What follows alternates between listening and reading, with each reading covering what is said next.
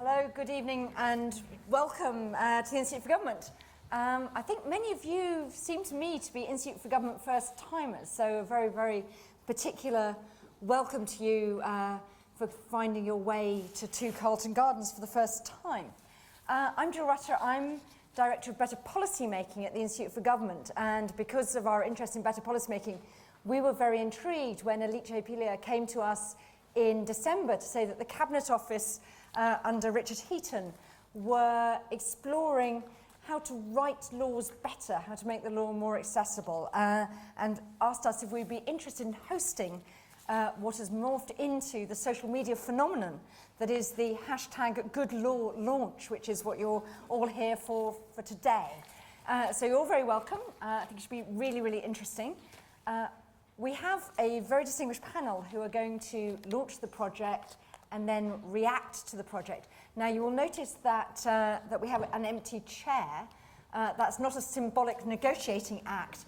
The events of last week have meant that Andrew Lansley, who was going to be joining us at the start to give his sort of ministerial and political perspective on the importance of good law, is detained over in Parliament with various ceremonial and slightly less ceremonial duties related to Baroness Thatcher's funeral, and then I think probably the debate on whether PMQs can be cancelled or not.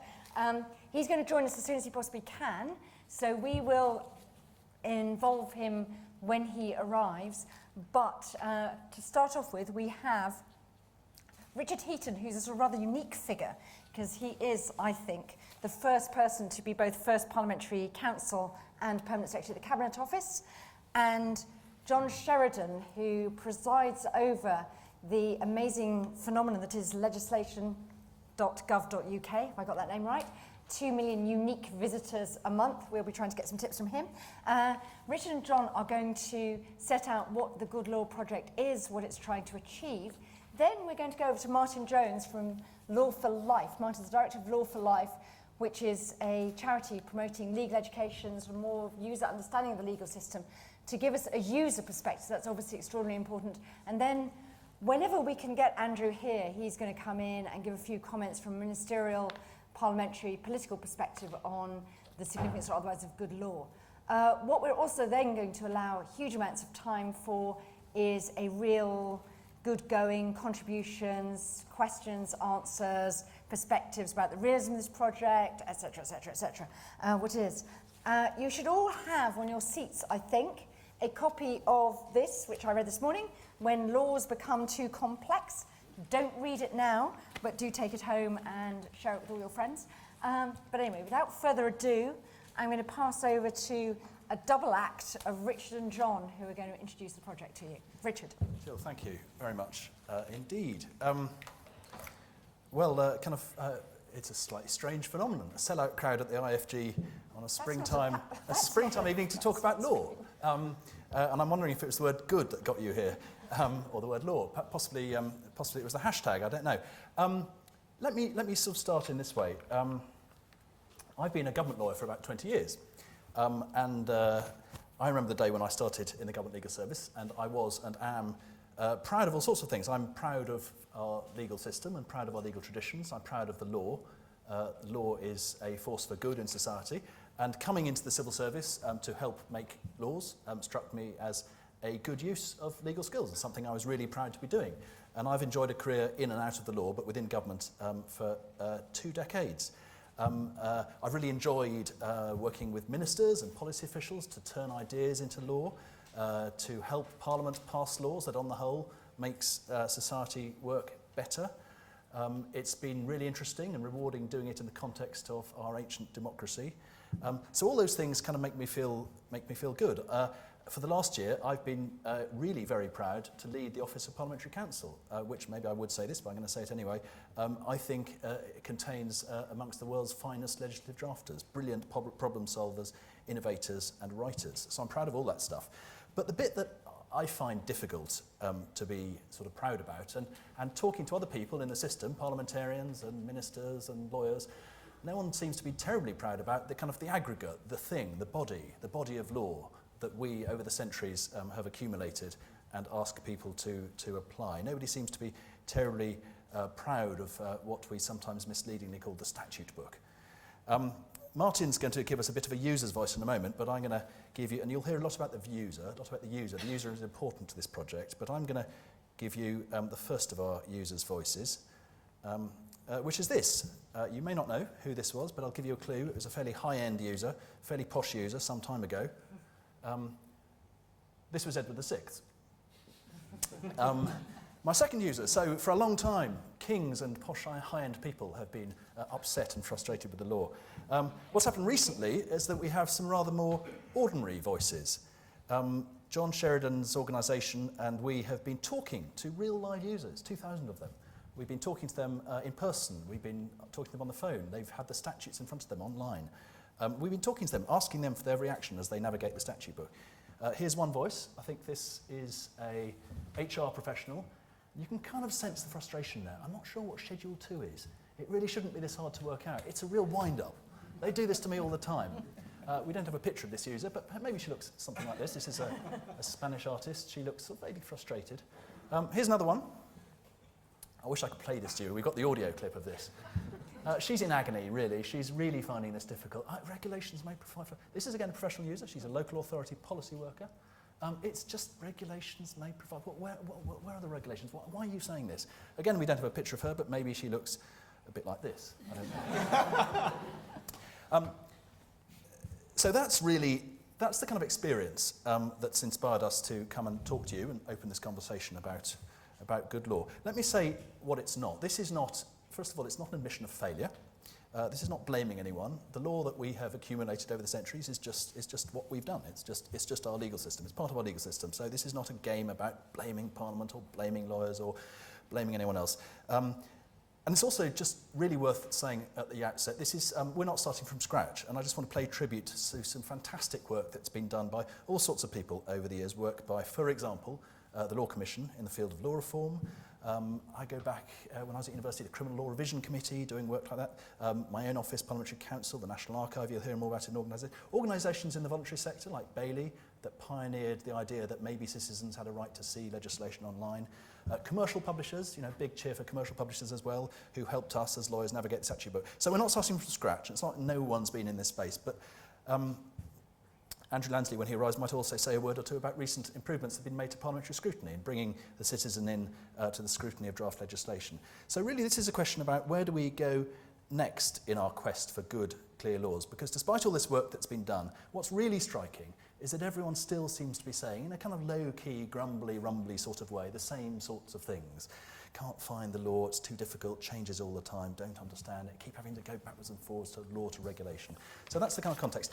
And I suppose there's a question we could ask, does it matter? Does it matter? I mean, after all, life is complicated and we ask the law to do lots of complicated things, to arbitrate between competing interests. Hey, well, that is complicated, live with it. If you really have problems with this, find a lawyer who will help navigate it, or just take the time to learn about how the legal system works and how the statute book is structured. And that's an argument. You could say that if someone has a pressing social need and needs to know housing law, you really wouldn't send them to the statute book, you'd send them to an advisor, and so on and so forth. Well, for me and for us, actually, this is important. It is important. For several reasons. First of all, because this sort of friction, this sort of frustration is a burden. It's a burden on businesses, it's a burden on individuals, communities, charities. It's a burden on government. Let me tell you, as a civil servant, I'm sure we'll get some nods, it's a burden on government, this stuff. Secondly, this sort of confusion, this sort of distance that law creates because of this sort of friction creates all sorts of risk-averse behaviour. Am I going to take a member of staff on? The sort of language you get from Red Tape Challenge. Am I going to take a member of staff on? I've got a vague feeling there's a lot of employment law that's going to be a bit difficult. I'd rather not, that sort of thing.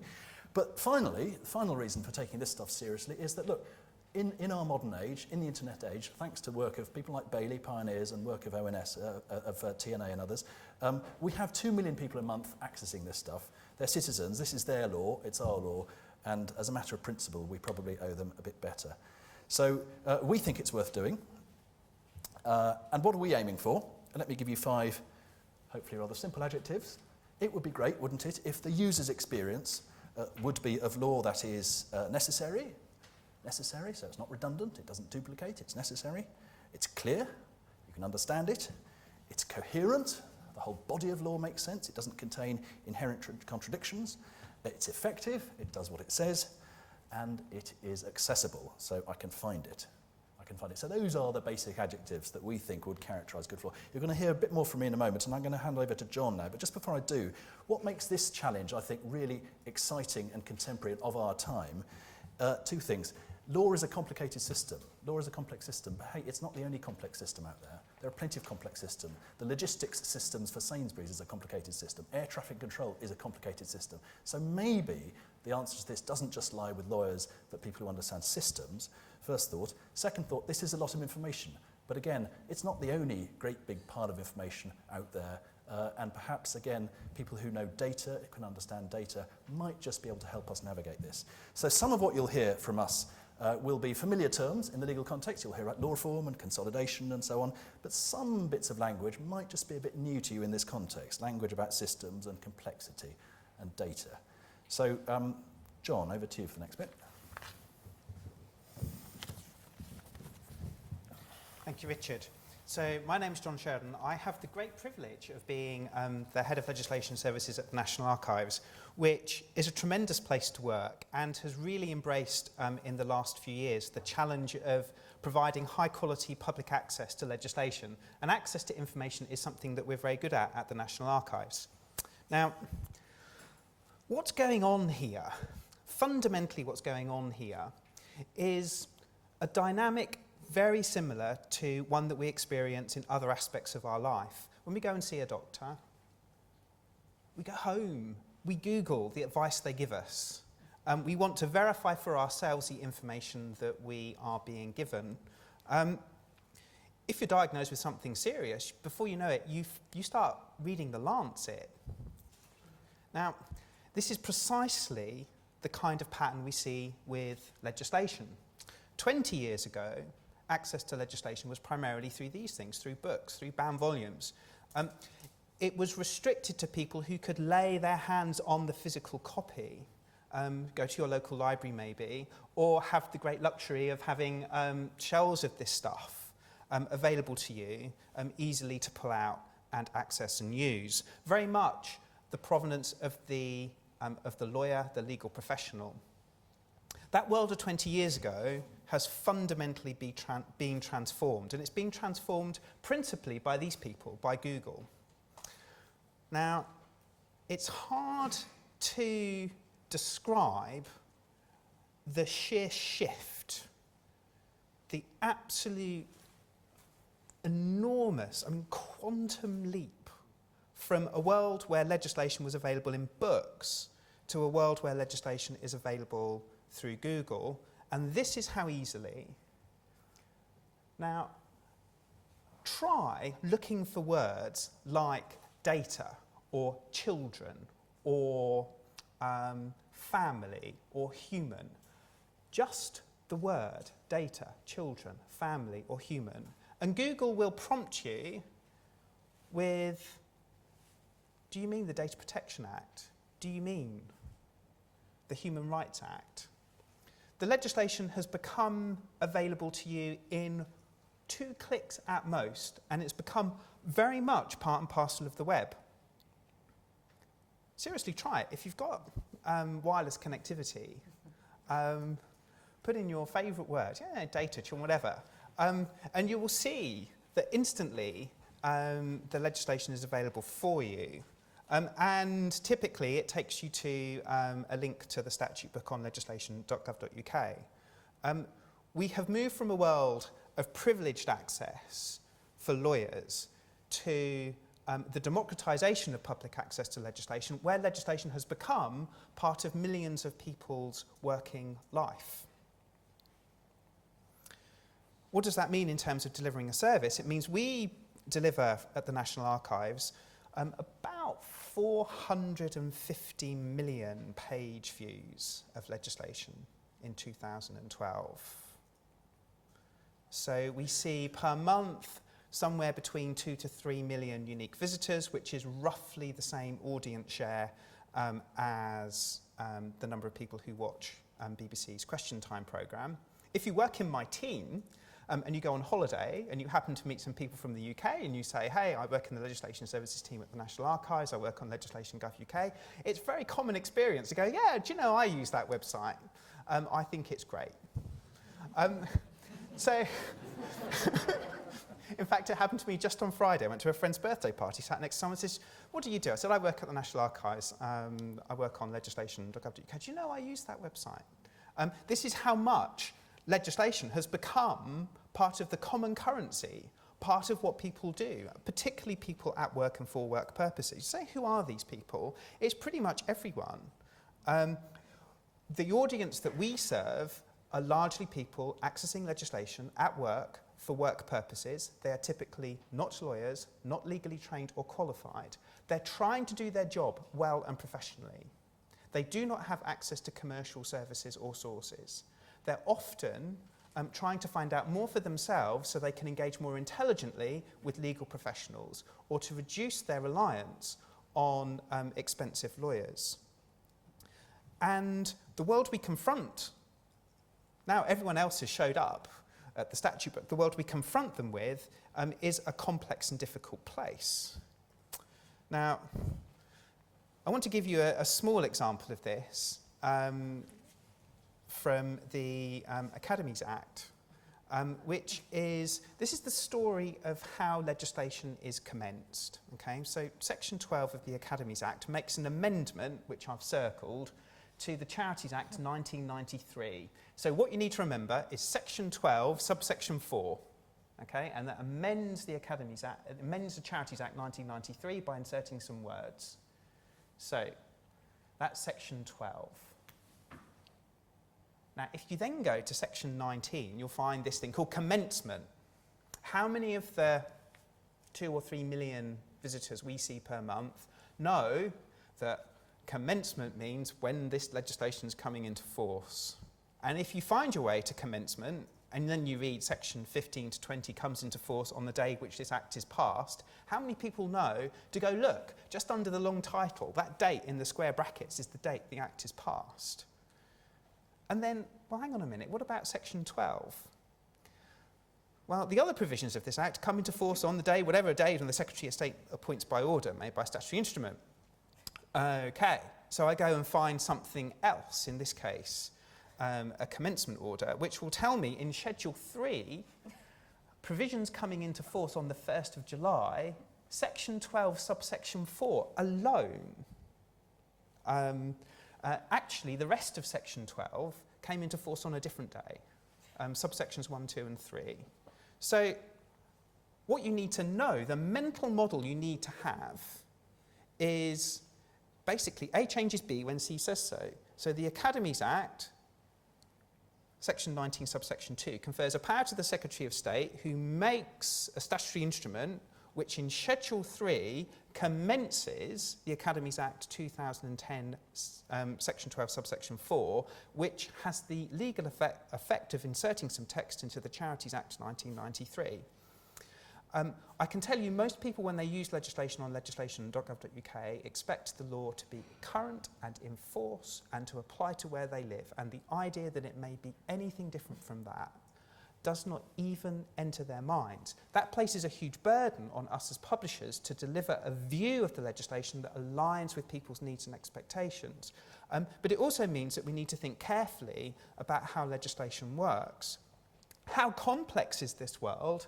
This is a diagram, which some of you I know have seen before. This diagram is an illustration of the proportion of the statute book that you need to know about in order to know the current in-force state of one act. One act. The level of complexity you're having to contend with is enormous. It is massive. Now, we're very innovative at the National Archives. We like big challenges. And we like to apply modern solutions to them. So we've taken our inspiration very much from the world of open source software. And this is an example of a thing called the Holdup Problem. Now, the Holdup Problem is, it turns out, the key to how you revise legislation and bring the nation's legislation database up to date as a public, open and free asset. Because it means that you can create these things called impossible public goods. Large and complex systems, supported by the internet, where you have some system of value creation and some kind of system of governance, means that you can hold together a community of producers to create value. We have an enormous amount of work to do to create editorial value to allow us to present legislation that aligns with people's needs and expectations. It's more work than we're able to do on our own, but we can enable participation. We can enable people to work with us to contribute editorial value. And this, I think, is one of the keys. If we can do this with revising legislation, and that's very much, that's the thing that's very close to our heart, it means that we can also create these kinds of systems of distributed value creation to gather the information that means that we can ameliorate some of the complexity that's inherent in how legislation works in terms of how we present it.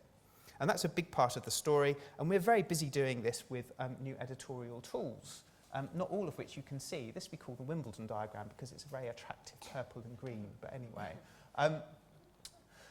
So that's idea number one, is that we can together use distributed models of value creation to build communities of experts that allow us to curate and maintain high-quality source of public information that will allow us to mediate access to legislation and give the public the view that people expect, which is a view of the statute book which is current and in force and aligns with their needs and expectations. The second idea is the role that the statute book in its sort of up-to-date form plays in a world that's increasingly being driven by data. And the way I think about this is that we have these kind of axes that run through our conceptual landscape. And I come at this from the perspective of an IT professional. So we often spend time modelling information about time and location. And then there's this kind of huge conceptual thing that goes on everywhere. So the idea, the Institute of Government isn't a person, and it isn't a place, and it's not a point in time, it's a concept. And it turns out that many things are concepts, and many of the concepts that we have in the world are defined in legislation. And that in a sense, you can view what legislation is doing as it's sort of creating this massive conceptual layer that's allowing us to organise the real world. And the observation is that we're moving into an era where we can start to manage this conceptual layer as data. And this is profound in two ways. Firstly, is it means that people who have information about the real world can connect their information to the statute book, can connect into this conceptual layer. And secondly, it means that we can start to gather information about the world and understand legislation in a much broader context. We can understand legislation in the context of many other types of data, many other types of information.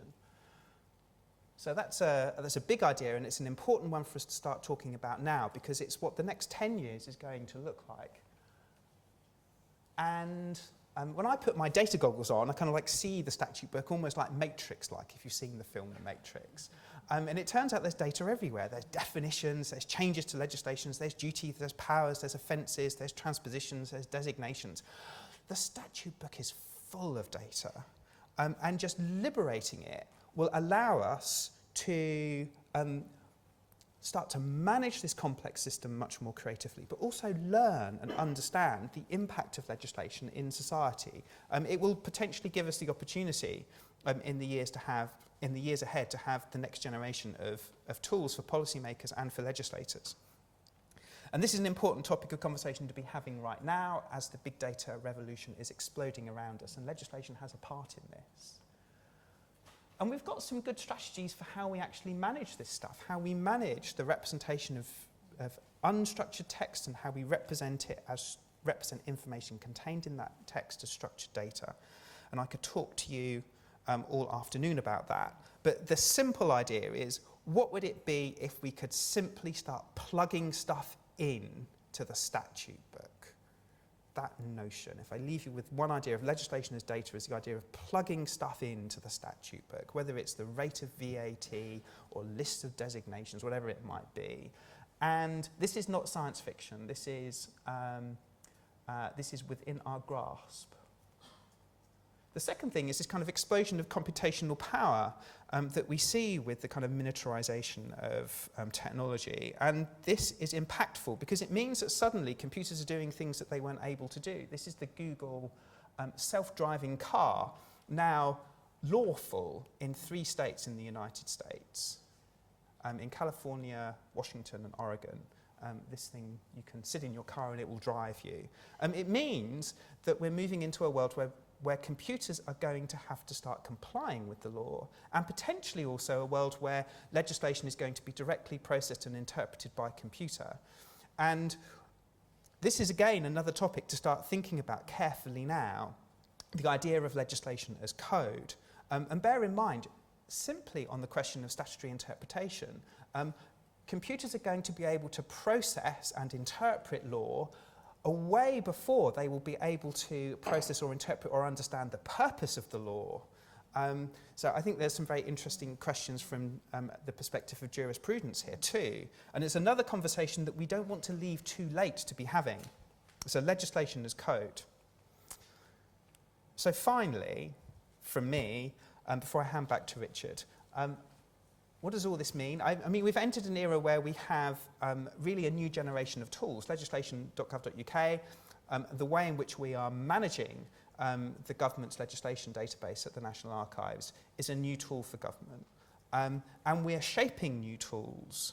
And this observation from Marshall McLuhan, we shape our tools and therefore our tools shape us, I think has profound implications for the future of the statute book. How we create a statute book that's great for users, but also how we help this thing evolve. And good law is also about having some of these conversations and some of this provocation.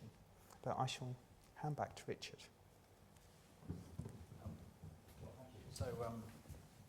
So here's where we are, just to recap. We've got a complicated system. The user finds it difficult. And like most complicated systems, it's going to get more complicated. That's what it tends to happen. So our job is to manage the complexity or to reduce it, or both. And this is what we're aiming for. So where do we start? Where do we start? Some of that stuff is happening. Some of that stuff is future. But where do we start? There are 4 areas. You're not supposed to have seen that slide. I think so. No, don't worry, it's missing. There are 4 areas of conversation. Oh, I haven't got it. 4 areas of conversation where traditionally this kind of subject has been talked about, and we're in all 4. But the really interesting thing for us is the links between the 4 of them. So the first is content. Content, which is sometimes about law reform. An area of law is just so complicated, muddled, it just needs law reform, and that's a law commission territory, it's government departments territory, it's sometimes stripping away complexity by red tape challenge. So there's a kind of content area. The one bit of content stuff that I want to talk about this evening, and it's in the report on complexity that you've got, is this idea about detail. How much detail, what levels of complexity do you put into a statute?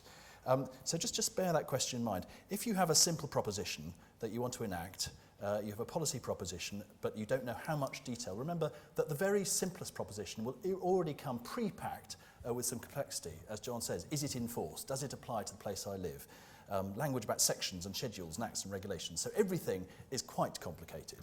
But there are all sorts of things we discovered, you'll see in the report, that kind of tend to push towards more detail, more complexity. So, for example, probably you're going to be patching an area of existing complicated law. So there's a ratchet effect.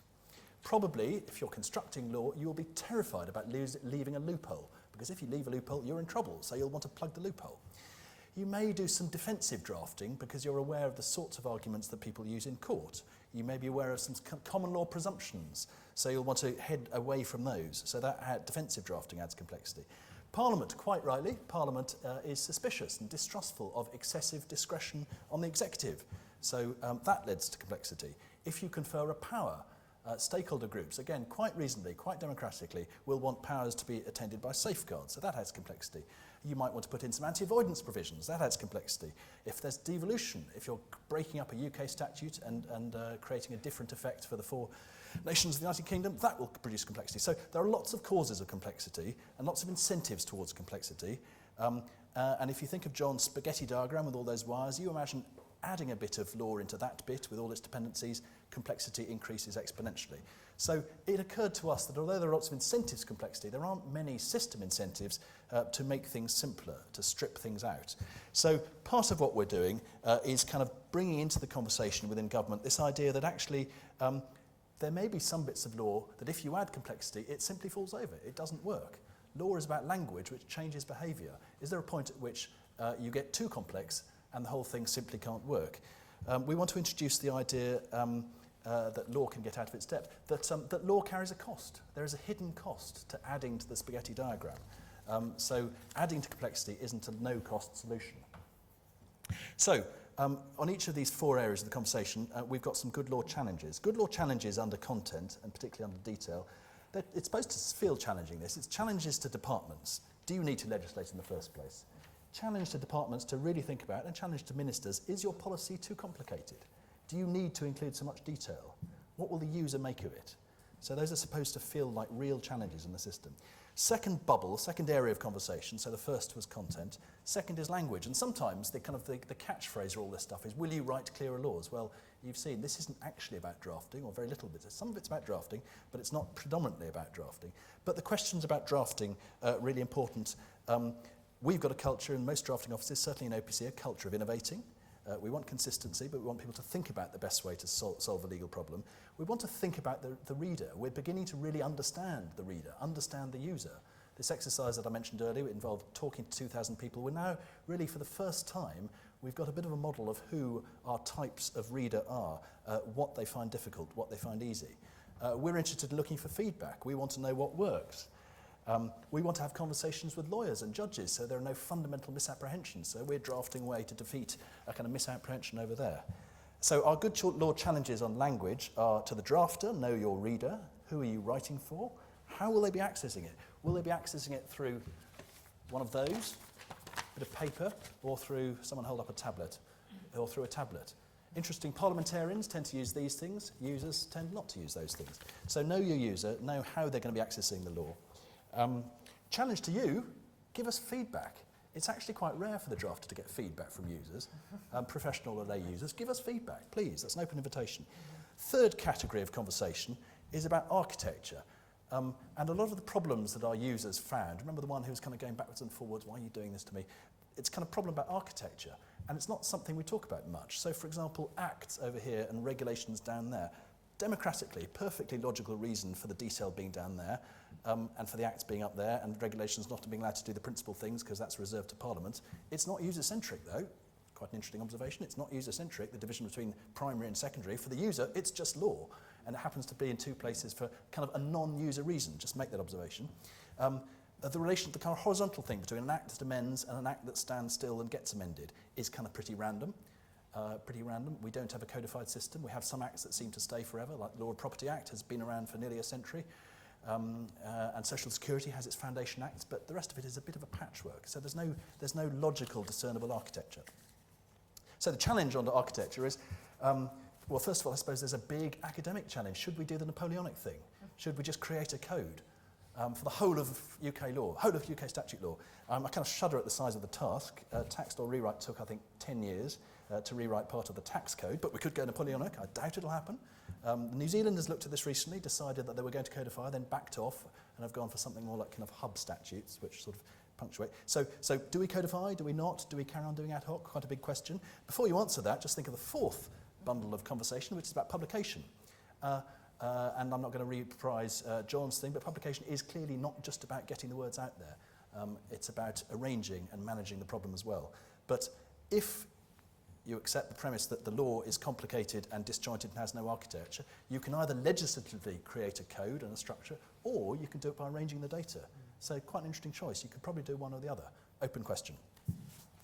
So good law challenges on publication. Challenge to the drafters, drafting community. What drafting techniques will help people like John do their job?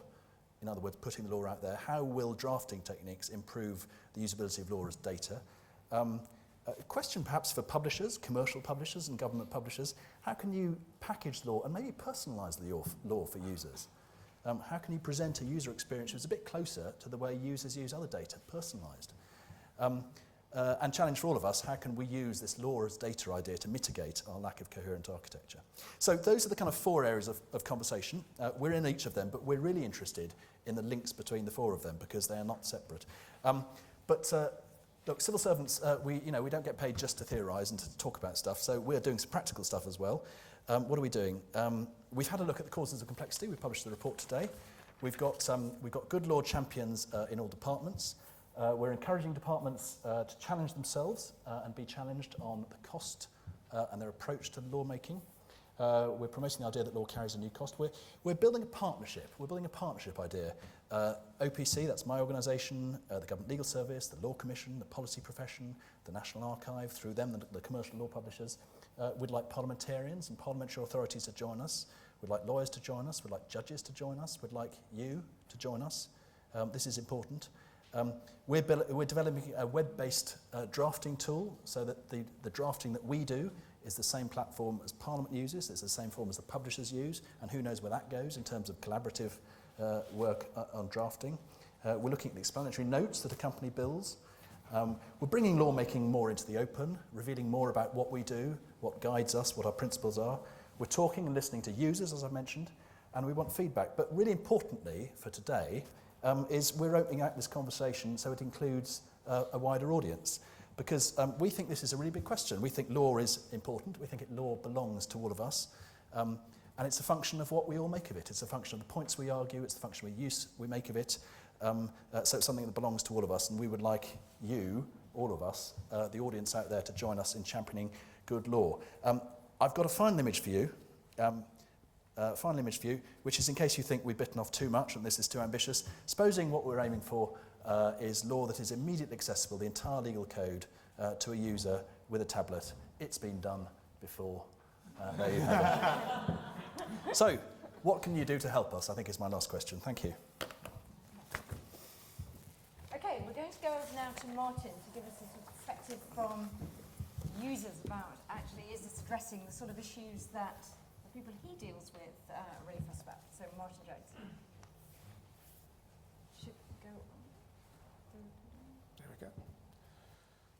Well, thank you. Thanks for the invitation to come and speak to you this afternoon. We very much welcome the launch of the Good Law initiative. It very much resonates with our work as Law for Life. What I want to do is to talk a little bit about what Law for Life is and what we do. We're very much in the same game, I think, as the Good Law initiative, in that we want to make law more accessible. We're brand new. Well, not quite brand new. We've been in existence something like 20 months now. We're set up in July 2011. And although we haven't been around for very long, we do represent activity by a lot of people over a number of years. A key starting point for us was the Public Legal Education and Support Task Force, which was set up in 2006. Supported by the Ministry of Justice, chaired by Dame Professor Hazel Genn, Dean of Law at UCL. And the task force report is still perhaps the best account of why we need public legal education. That report led to the Ministry of Justice funding the Public Legal Education Network, PLENET, which did a lot of work, including research, that I'm going to talk about this afternoon. PLENET ran for 3 years to 2011, and then the PLENET steering group took the initiative to set up Law for Life, the Foundation for Public Legal Education, as an independent charity. I'd like to mention somebody you may know, Sir Henry Brooke, retired Court of Appeal judge, who has been a stalwart supporter of Law for Life. He was on the task force. He was chair of the PLENET steering group. He's now our founding president, and without his consistent and invaluable support, I don't think we would have got to where we are now. Just talk about our aims. These are our 3 aims as an organisation. We want to see legal capability for all. By that we mean making sure that citizens have the knowledge, confidence and skills to deal with law-related issues, particularly things like issues with housing, issues with employment, problems with debt, with money, family issues, and so forth, all what we call the problems of everyday life. We work to achieve recognition of the value of public legal education, but our particular focus is around achieving excellence in the delivery of PLE, which is to ensure that education initiatives are effective, and our role is increasingly providing support to organisations who undertake this work in terms of producing resources, toolkits and training for people doing the work. Now I want to talk first of all about some of the first research that the Public Legal Education Network undertook, which was involving groups of disadvantaged young people in Liverpool and in East London. And we put two scenarios to these groups. One, a fairly basic shopping problem, taking something back that didn't work, and a much more difficult issue around how they would go about dealing with domestic violence in their family situation. And the aim of this was really to get a measure of how capable they were of dealing with these law-related issues.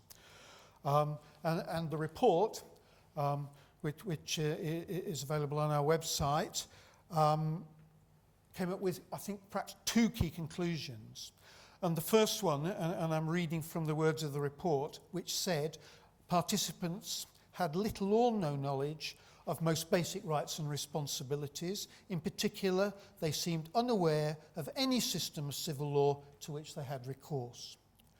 And the young people also lacked skills, particularly communication skills, the kind of skills that you need in order to deal with the kind of issues we put to them. I mean, it wasn't just that they didn't know they had rights, but they were really not aware that there was such a thing as statutory rights. They were aware that a particular shop had rules about what you could do and what you could take back, but they didn't really have the idea of an overarching body of law that they could call upon to resolve disputes. And I must say, I still find this quite shocking. We approached the problem, we approached it very much from a practical point of view of what did young people need in order to resolve these kind of issues. But these findings, I think, raise wider concerns about the role of law in society and its ability to engage young people as active citizens. More recently, we've run a series of community learning sessions with different groups across London. These were 2-hour sessions running over 6 weeks, and we worked variously with a group of Afghan refugees in northwest London, people with brain injury as a result of stroke who are trying to get back into work, and with groups of tenants in East London. And we began in the first session of each course by asking participants to describe their attitude to the law, describe their feelings and experience of the law. And I have to say that the response to this question was wholly negative, and often really angrily negative. And this is a real problem, isn't it? Because it means that people with those kind of attitudes aren't going to see the law as something that they can use to help resolve a problem. It means they're less likely to know where to go to find out more or to get help, and so less likely to take action, and so their problem is going to escalate. Now, we set up the course with these issues in mind. We wanted to address these issues, in particular the skills needed to deal with problems. We used a framework, a model, if you like, of legal capability we actually developed with Bristol University, setting out these 4 key areas of capability that we want to develop in people attending our courses. And issues, as you can see, about recognising, framing the legal dimension of an issue or situation, knowing where to find out more, having the knowledge and skills to deal with issues, and also understanding the role of law in democratic society. I mean, what I thought was interesting is that we approached these courses from a very practical and pragmatic view, of what people needed to know. But the thing that came out was that unless people understood the role of law in democratic society, had that basic understanding, it would prevent them from effectively engaging with their problems. Now, there is some good news in all of this. I have to say that our approach worked. That people came on the course. Remember, it was a six weeks, 2-hour sessions of learning about the law.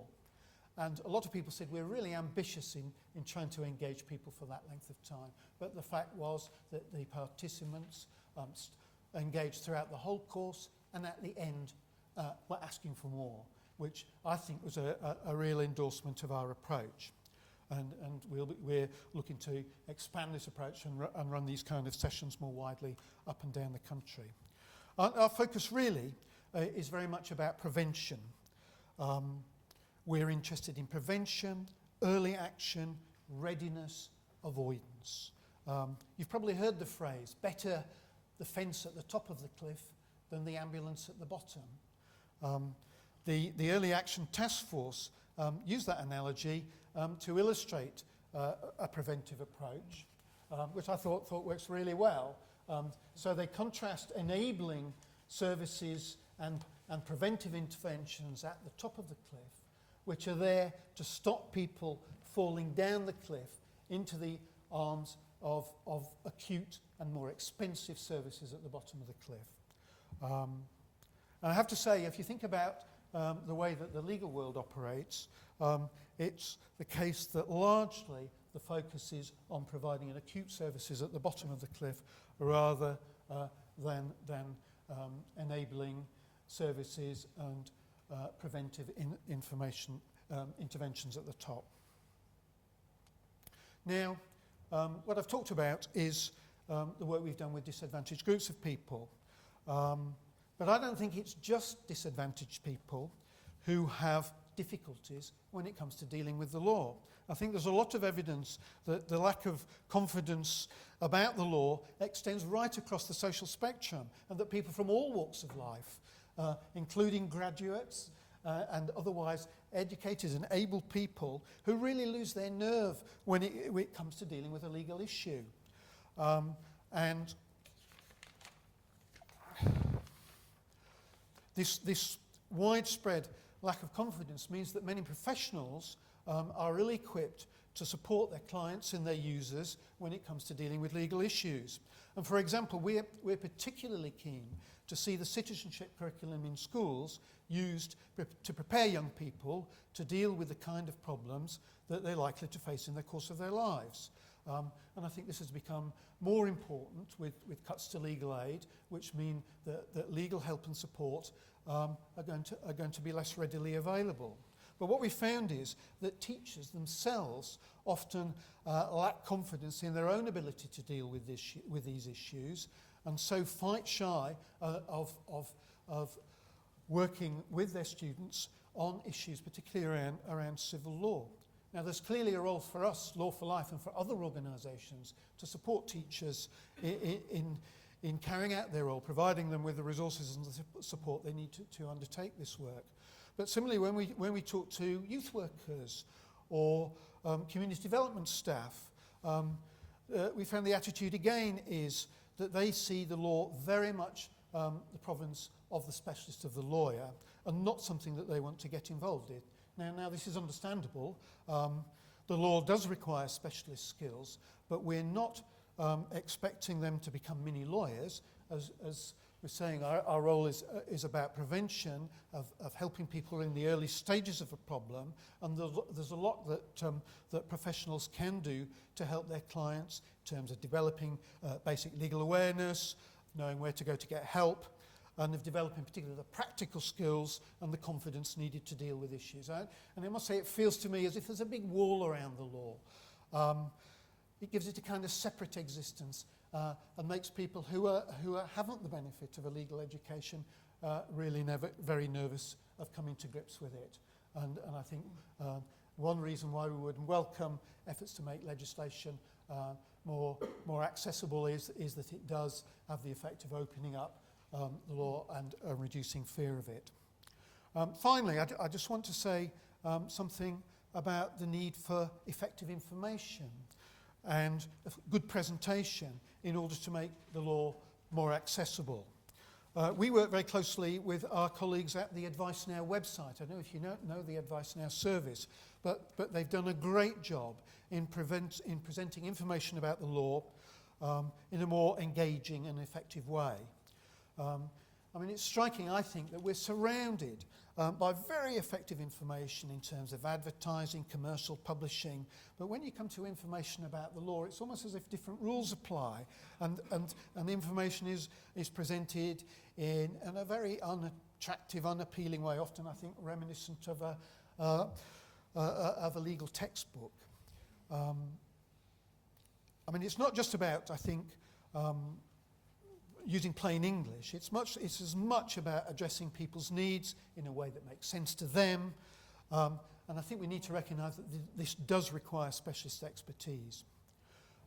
Quite recently, we've been working with Advice Now to provide support for self-represented litigants.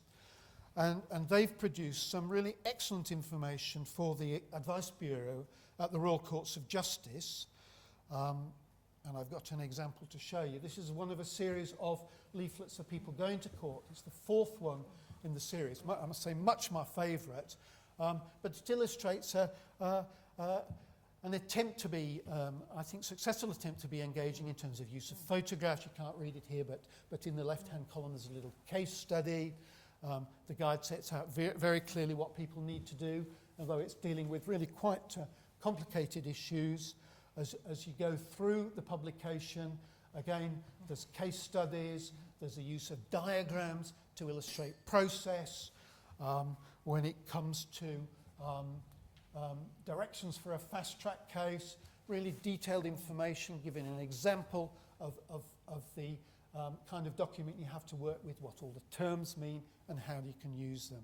I think it's a really good example of the need, and I'll echo what others have said about the need for specialist skills in order to present this information well. We as Law for Life are really keen to move into new media in terms of getting our message across. How about a YouTube video on how to go about preparing for that difficult conversation with a call centre, or a smartphone app on how to go about dealing with a law-related problem. I think there's no end of potential in terms of thinking about different ways to make the law more accessible. So to sum up, really, I think we're perhaps operating slightly at the opposite ends of the spectrum in terms of access to the law, but we have a lot in common. Really welcome the Good Law Initiative to make legislation more effective, accessible, and look forward to working with you in the future. Okay, thank you very much, Martin.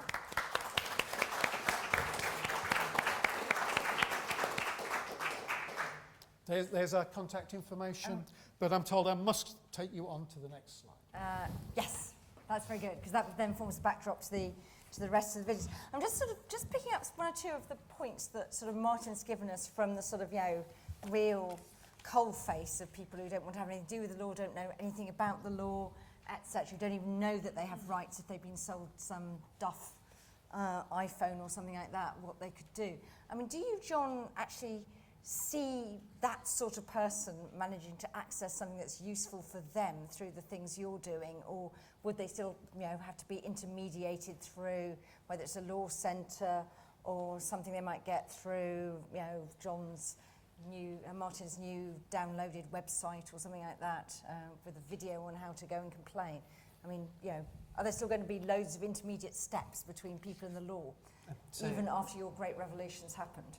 I mean, there's two things to say. The first is that in terms of how government is developing its online presence, then the sort of the primary gateway for the citizen is through .gov.uk, which I think is a very serious attempt to make available information for the citizen, which is at the point of, I have this problem where I need to do A, B, C, D, and E. We arrive at the point where, for whatever reason, you have decided that you need to consult the text of the legislation itself. Now, we have looked very carefully, particularly when we developed legislation in .gov.uk, because we asked ourselves the question, how many people have arrived at the text of a statute, and really what they need to do is find some simple advice.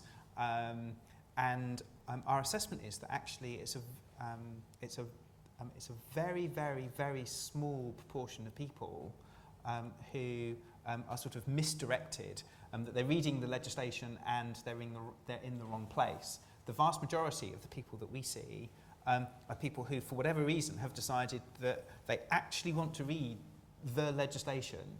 Now, that tends to mean that we're seeing people who are more in a work context, although we do have an important cohort of citizens where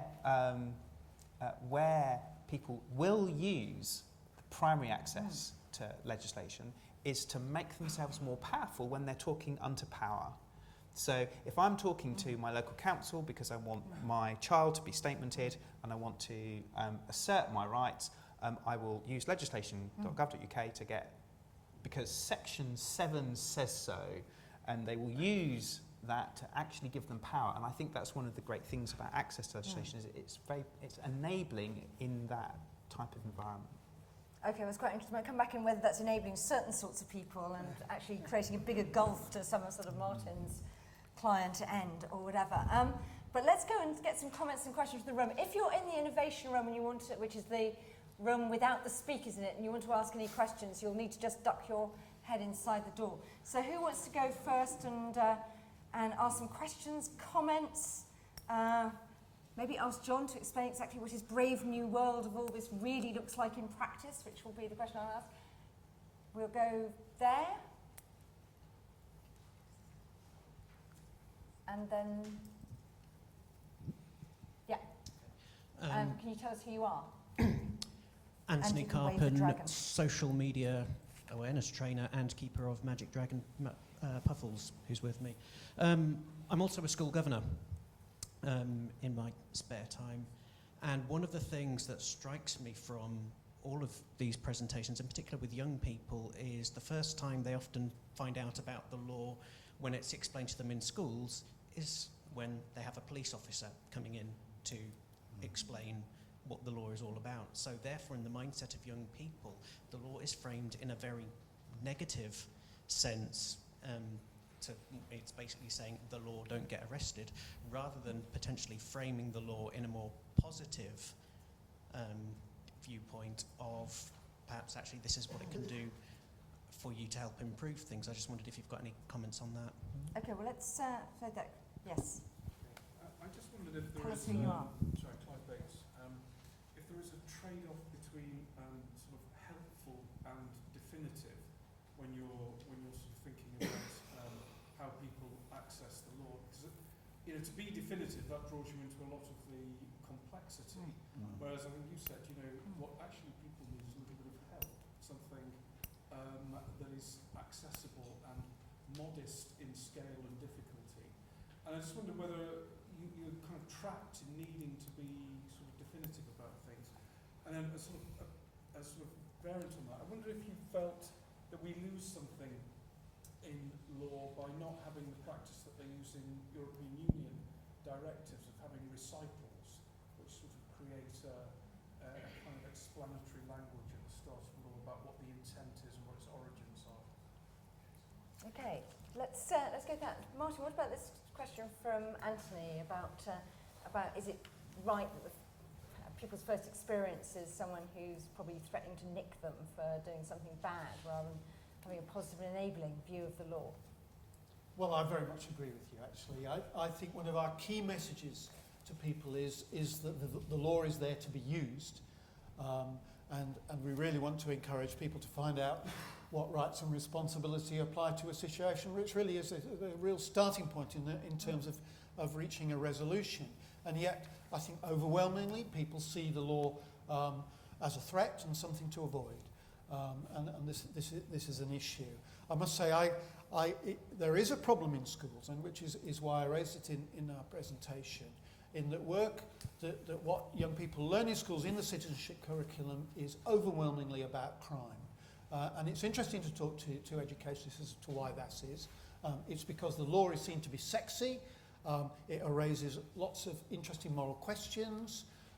My friend's carrying a knife, what should I do? Can spark off a lengthy and very interesting discussion.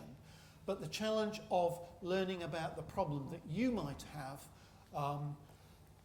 and how you would go about solving that problem is very challenging for teachers, and so they're reluctant to go there. And I think one of our ambitions is to see more pro bono lawyers going into schools to deal with civil law issues of that sort. Because, as I say, I think the message needs to be the law is, Andrew, I've forgotten his name. Andrew Phillips, Lord Phillips of Putnam. It's a wonderful phrase. Don't let anybody tell you that the law doesn't belong to you. And we've a long way to go to get to that. Okay. Richard, picking up Clive's point about this tension between being definitive, I just wondered actually, when John was talking about the law as code and computers directly interpreting law, I mean, that sort of gets a bit problematic if you're giving a sort of broad area of intent and stuff like that. So, law as code is a fascinating area. If we're going to program, someone wrote an essay in America the other day called "Do Robots Dream of Electric Laws?" Is there a world in which the drafters will write something, the coders interpret it, the computers interpret the code? Does the lawmaker become the coder, and so on and so forth? But Clive, you're absolutely right. There are two halves, I think. One is just how much detail do you need to do? You say you need to be definitive. We kind of culturally do try and be quite definitive, but there are other legal systems which aim off a bit. So there's a question about how much definition you do need. But then it's quite striking, if you look at a statute book, all the sentences look the same. They're in the same font, they're arranged the same. It's quite striking. There are some real nuggets in almost any statute. If you look at the Sale of Goods Act, nuggets. Goods can be taken back if they're not merchantable quality. Perhaps not a phrase you would use these days, but have to be fit for purpose. They leap out at you. They're really powerful. Anyone can understand that, but we do have a slight problem that we have to surround it, to the extent we need the detail, with things that look and feel exactly the same. Other writers of English are allowed other devices. We're allowed to put things in capitals. We're allowed to repeat things. We're allowed to use rhetoric. The lawyer doesn't have those tools. So I don't know whether your question, it's a very good one, is a presentational question, a publication question, a navigation question, or a drafty question. I'm just slightly conscious there are lots and lots of experts in the room, so my view is no better than any of the other experts, but it's an interesting question. Recitals, for example, I'm quite happy to defer to someone else for a view on recitals. Does anyone want to give a view on recitals? Come on, legal challenge, yes, down here. So, Candice. Joshua Rosenberg, very bad idea. Because, you have to read through loads and loads of recitals to find out what the legislation does. And I want to go straight to what the legislation says. Now, I certainly accept the need for explanatory notes. And obviously they've come in recent decades, and they're more accessible and they're more closely linked to the legislation, and they're very useful. But I much prefer a note for each section of a statute than a whole list of recitals which aren't linked to the operative parts. Should we do a show of hands? Who's in favour of recitals? Oh. Robert. I thought there'd be more of Robert, them. I thought there'd be more voices in favour. Someone at an event we had with the Government Legal Service in the summer on legislative policy targets said that the New Zealand courts had actually asked their legislators to start putting into the law actually what they were trying to do, what the purpose of the law was, because they found that quite helpful in then interpreting thinking about how to do that, rather than just having to go back to the parliamentary debates, which is what our courts sometimes have to do to work out why on earth they've been landed with this law. Robert? You made my point, which is, can we include in discussion about recitals whether people would value having a purpose clause? And the British tradition has been against a purpose clause, against any explanation from the government or parliament as to what this piece of legislation is intended to achieve. And could we have explanations from the experts like Richard as to why purpose clauses so far have been eschewed? Broadly eschewed. We're not doctrinaire about almost anything, actually. So you will find things which look pretty similar to purpose clauses in British legislation. David, do you want to give a view on that? Yeah, hang on, you need to wait for Mike, because otherwise you're lost to posterity. David Cook from Parliamentary Counsel. I mean, there's been a long debate over years about purpose clauses, and there are arguments on either side, and we certainly don't eschew it altogether. Where I think the main argument against it is that you can derive the purpose from the words themselves, and that you don't actually need a purpose clause. It's a bit like recitals in a way, where you state the purpose and then you have the detail of the legislation, and it's fine if they're both consistent. If they're not consistent and there's a conflict between them, you've immediately got another layer of complexity and extra ambiguity. So why not just say it once and get it right first time? That's the main argument. I think as a user, I could think of about 9 million arguments against that, but I won't unless the conversation really flags. We can do that in the networking afterwards. We've got somebody down here who wants to come in. We may move away from recitals and purposes, though we can come back to it. Yes? Yeah, Bob Watt, Professor of Law at the University of Buckingham. The work I'm doing at the moment dovetails into this very nicely because I'm doing a project for the Electoral Commission on writing a structure for election law. Writing the structure.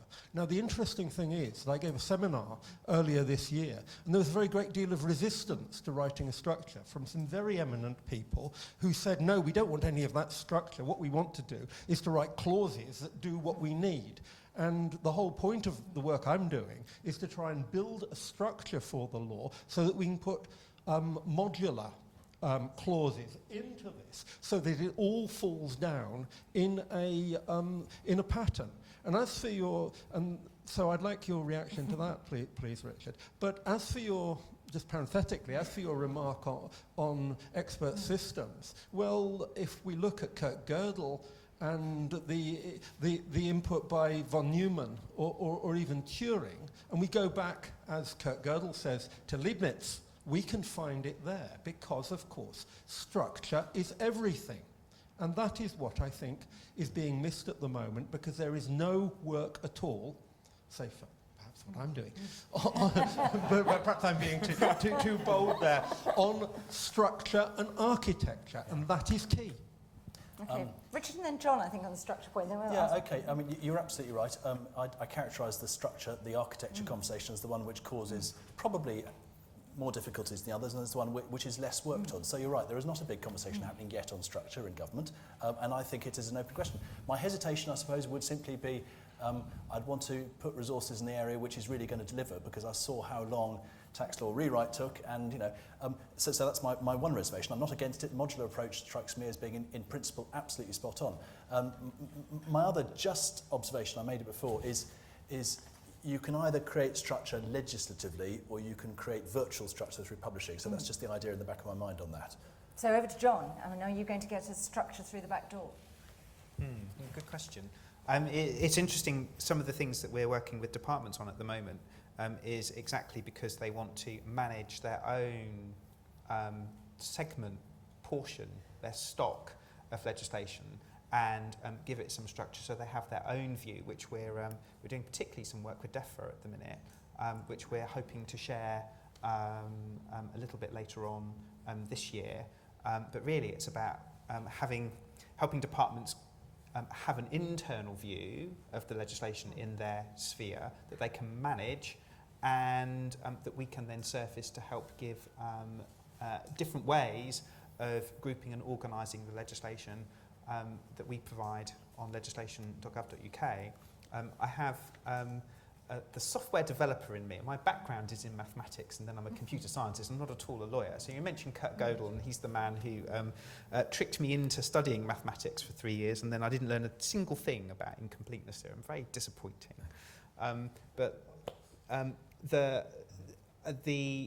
software developer in me sees techniques that are available for people who are writing code, which is not that dissimilar. Clients who've got big ideas, but they're a little bit imprecise about exactly how they want to achieve them. You've got to frame it into something that actually is going to have some real effect and can be processed by someone to have that real effect. And we have refactoring, we have test-driven development, we have paired programming. We've had a revolution in the way in which software is developed in the last 20 years. And I look at the tools that the drafters of legislation have, and I think, my word, if handing the equivalent tools to software developers, you'd be taking them back 20 years in terms of what they have available to them. So I think there's mileage in that. I also think there's a huge amount that can be accomplished in this sort of ameliorating end of, if you're looking about making progress quickly, I think that's probably the quicker way of getting some answers. Is what can we do to soften, ameliorate, and how can we draw people into this process of helping us to create a virtual organisation of the legislation that we can make available and other people can make available too. So Martin, would you be helped by clearer structures and purposes? Well, I'm sure. I mean, well, certainly, taking a parallel from our work in terms of ensuring that people learn, I mean, it's quite clear that we need to be quite precise in our learning objectives and pursue them relentlessly. And if we're not clear what we're setting out to achieve, then we don't achieve them. When I look at the experiences in terms of the work of the Advice Now website in trying to make the law clear, is that often when you try to deal with its complexity, you realise you can't actually explain it in terms that people can understand. And it seems to me a good test is if you can't explain it in reasonably simple language, then there's something going wrong. And I don't know enough about it to be sure, but I'm clear that good structure is a key part of that. Okay, we've got a question at the back. We've got lots more questions now. It's excellent. Okay, we're going to take three. So we'll go right to the back, and then the lady just in front. So there, yeah, and then the lady just in front. Yes, no, you, stay. Okay. She said. Hi, my name's Nikki Kerr. I'm a lawyer at the Cabinet Office. I think this is all really interesting, great initiative, but my only sort of question is two things. Before I did this, I worked in a city firm and I did pro bono at Whitechapel Legal Advice Centre, and I suppose even if we make things clear, from the clients that I saw, a lot of them, they just didn't, however clear you make it, they just don't have the capacity really to kind of understand, and the people who are maybe the most vulnerable, who need the help the most, I don't know how much they benefit from a lot of these initiatives. And I suppose the second thing is also just dealing with clients, those kind of clients, CEOs of companies, policy clients now. Lots of people, they're not actually that interested in the law, they just want to know the yes or the no answer. Okay, and then just to come forward. Yes, you. Thank you. My name's Adi Adiwami. I work with the Cabinet Office Government Digital Service. I have a question about the point that was made around educating policymakers and people in government about the proliferation of legislation. I'm curious how... So I've heard about how we know how citizens are using it. We know the people involved in legislation.gov.uk and how they use it. But I'm not convinced that many policymakers actually read any of this stuff. And so I'm curious as to how you think you can then educate them to be less prolific if they're not actively using it. Okay, and let's just come forward here. Amanda Finlay, a trustee of Law for Life, but formerly working in the Ministry of Justice. I have 2 points to make. Firstly, is I don't think we should be trying to get legislation that is so clear that the most vulnerable can use it. But what we do need to be trying to do is to get legislation that is so clear that the need for expensive lawyers is reduced and the capacity of pro bono lawyers to help is increased. The second point I want to make is the point about structure that was made by the gentleman from the University of Buckingham. I had the great privilege when I was in the Ministry of Justice of sitting in on numerous meetings of the Civil Procedure Rule Committee and the Criminal Procedure Rule Committee. And these were actually trying to do exactly the task that you were setting yourselves for legislation. They were trying to give effect to legislation through rules which were as clear as possible, that were necessary, and only necessary, that were effective, that were accessible. This would be a huge table with 20 or 30 people around it. judges, magistrates, lawyers for the defence and for the prosecution, and government lawyers. And you would sometimes have an hour's discussion at 3 successive meetings to ensure that the rules that were actually drafted were exactly what was necessary and only what was necessary, and didn't add anything additional, and actually relied on the good sense and the common instincts and the understanding of the law of all the people who operated that particular justice system, whether it was the criminal justice system or the civil justice system. So I would encourage you to include not just judges and academics, but also pro bono lawyers, advice centre workers, the people who write the advice leaflets for Advice Now, because they are the people who actually make legislation accessible to those who need to rely on it and who do not have the money to pay for a lawyer who can help them to do so.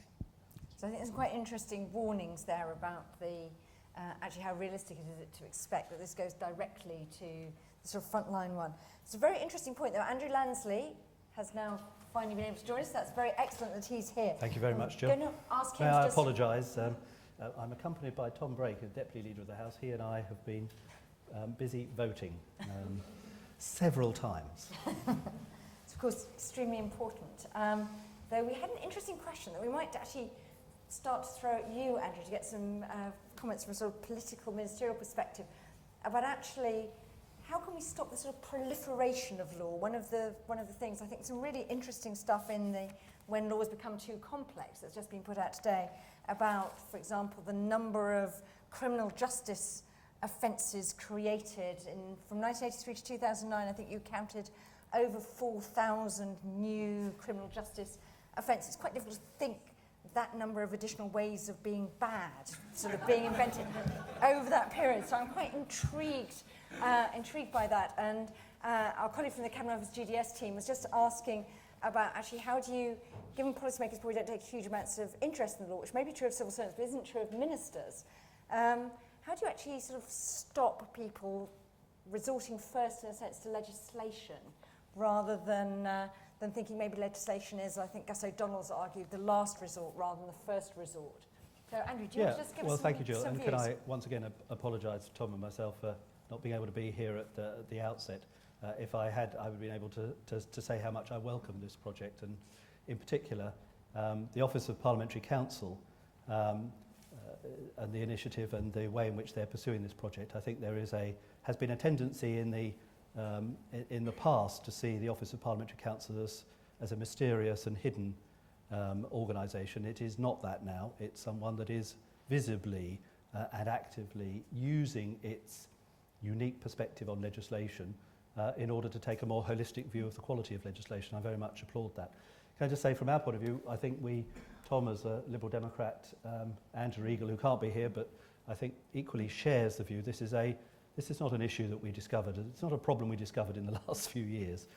It's a problem that we've been uncovering the nature of this problem over a generation, and we need to tackle it. And this is not the first time we've tackled it. There have been things before this. You remember tax law rewrite. You make the point about criminal offences, and the introduction of a criminal offences gateway through the Ministry of Justice is designed to do that. The Parliamentary Counsel and others have been engaged deliberately in trying to simplify legislation. The complexity of legislation, instances, for example, the issues in the past relating to European legislation. We've actually seen a lot of work addressing that in trying to ensure that we're much more likely to do copy out than the elaboration and gold plating. Now we set ourselves the objective never to engage in gold plating European legislation. You make a very fair point about not legislating as the first resort. I mean, I would be the first person to say, I completely understand, because I've been there and done it, that sometimes only legislation is effective. And from the policymaker's point of view, to engage in something that is ineffective simply because it engages the use of secondary legislation and administrative instruments and executive action, but fails to do the job, isn't good enough. So we have to ensure that legislation is necessary, and that actually I think is the first. I think here when you look at what are we trying to achieve, that it is necessary. But of course sometimes it is necessary, and policymakers, the idea that we would abdicate the use of legislation would be to abdicate a substantial area of policy, innovation and effectiveness. So there have been, but we should constantly be using legislation whenever we possibly can to make legislation more consistent, more clear, less complex. We have law commission opportunities for consolidation. We have measures which, when they come through, quite often can have a significant, our own programme bills can have a deregulatory and a simplifying impact upon legislation, at the same time as sometimes we are also trying to engage in policy innovation. And I hope when you look at legislative programmes, you will see deliberate action to secure that simplification and deregulation at the same time as we try to meet new policy objectives.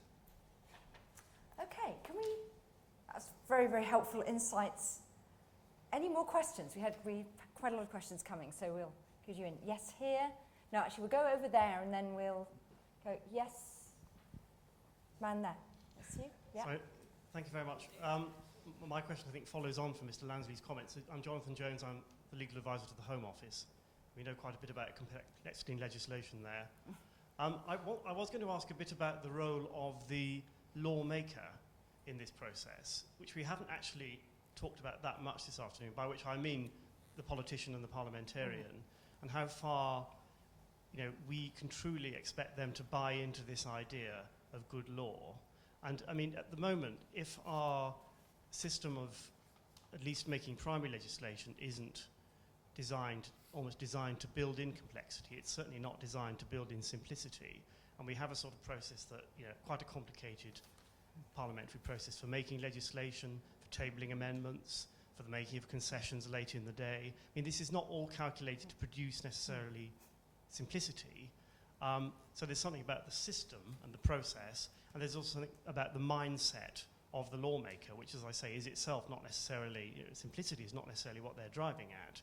I mean, how far do we think we will truly get lawmakers engaged on this project? How far do you think you are currently engaged on? Can I just say, yeah, Andrew, yes. I think the project we're talking about today, the initiative today, is very much geared to recognising that it would be a complete fallacy to think that what we're aiming for is for legislation to be introduced to Parliament in a perfect form. That very, very rarely happens. And in any case, to suggest that you introduce legislation and Parliament shouldn't need to do anything to it is to completely negate the whole point of the scrutiny process. In fact, on the contrary, what we're setting out to do is to enhance the scrutiny process and make sure that Parliament is much more engaged with legislation and takes much more responsibility for the quality of legislation, not least through increasing pre-legislative scrutiny options. But we see this project collectively as not only a non-partisan, a cross-party project, but a project for government working with Parliament, working with the courts, working with a range of stakeholder bodies and and the broader user community. And I think that's reflected in the panel. In particular, I think where Parliament is concerned, I'll just say from my own personal point of view, I can see how we devote a lot of attention, time to lawmaking. 50% of the time of the House of Commons is pretty much directed to the process of lawmaking. So we can engage everybody there in suggesting that the quality of what we do is relevant. My experience is that many members of Parliament from all parties are actively willing to distinguish in their minds between the political engagement on a bill and the process of the scrutiny of a bill in order to make it better, and actively sometimes discriminate between those two things. I think the issue then, the Lords probably spend a higher proportion of their time on lawmaking as such than the Commons does. And I think very often in the Lords the issue is to what extent the scrutiny process turns into the addition of unwarranted complexity. And it feels a bit like, and it's a perfectly legitimate attitude, is that when you're writing a contract, you sort of think of everything that could go wrong and try to write into it every solution to everything that could go wrong on a contract. I remember with PFIs, that was like everything that could go wrong in 30 years, which is a surprisingly large number of things. The same is true with legislation. If you try to think of everything that could go wrong with legislation and try to write an answer into every one of those situations, you will make a very complex piece of legislation.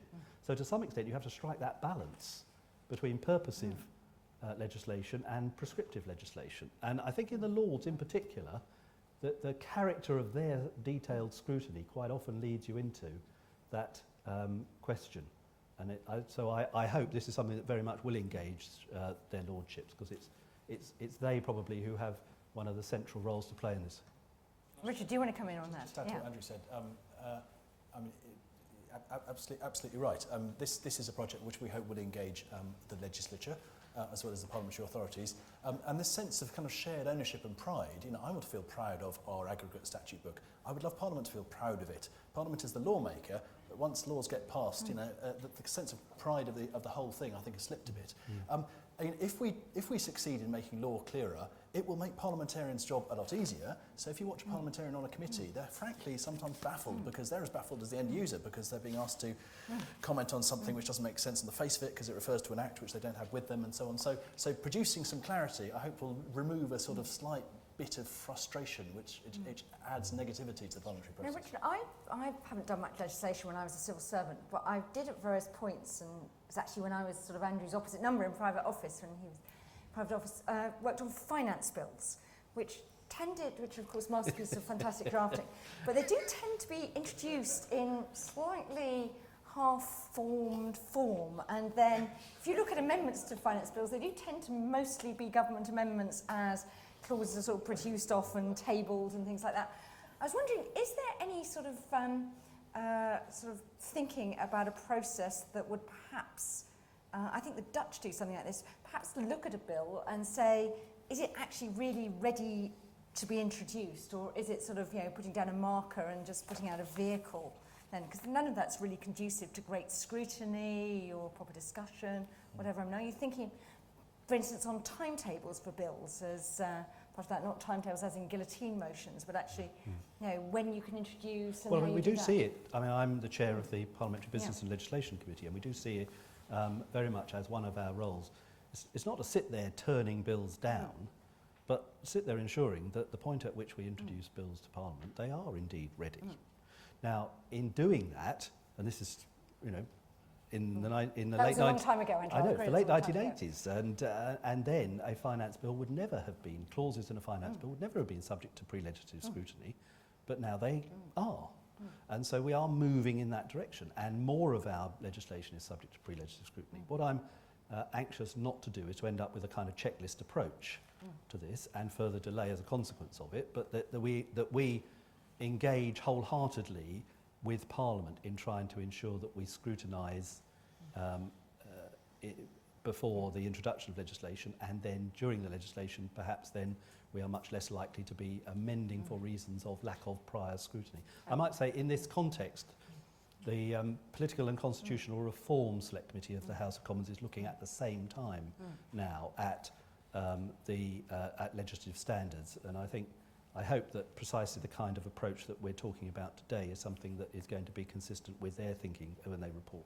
Great. Now we've got some more questions. Let's go to the back first of all, and then we'll come to do a swathe across the front. Yes.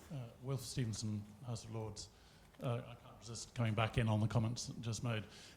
I'm a newbie, so I've not had the wealth of experience that many people have displayed today, but I have been intimately involved in taking one bill through, which indeed you may have been voting on earlier, Andrew, on the ERR bill, a composite beast of 6 different areas, which required assembling a team of talents in both houses, which was almost impossible to try and do because it spanned from copyright law to in bringing in the Green Investment Bank to detailed description about employment laws and things like that. So my first point is, can we have some, I welcome this whole project. I mean, I think it's a terrific idea.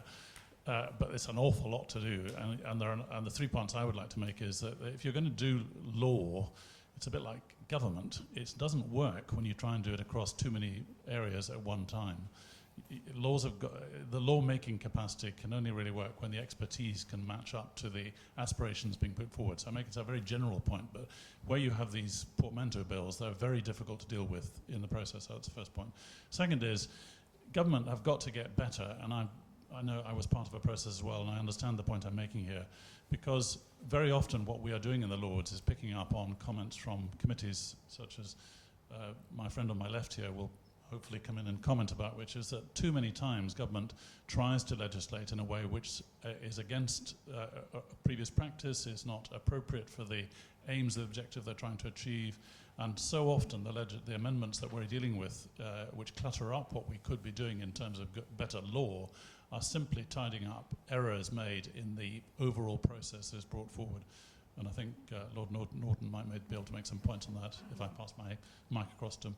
And the third thing is, I find it very difficult, just as relative newcomer, to do, on the one side, the piece of law which fulfills my first criterion, which is it's very simple, deals with one area, and tries to set out in clear, good, concise legal language what it is that the government wishes to achieve, compared to, for example, the bill I've just talked about, the ERR bill, or the one I also had a part to play in, which was the reform of the regulatory structures for the Bank of England, which wasn't a bill in the sense of being a piece of legislation to look at, but amending legislation across 4 very complicated pieces of previous legislation, which drove us bonkers. I mean, it was so difficult to remember which bill you were in, which amendment to which part of that subsection you were trying to deal with.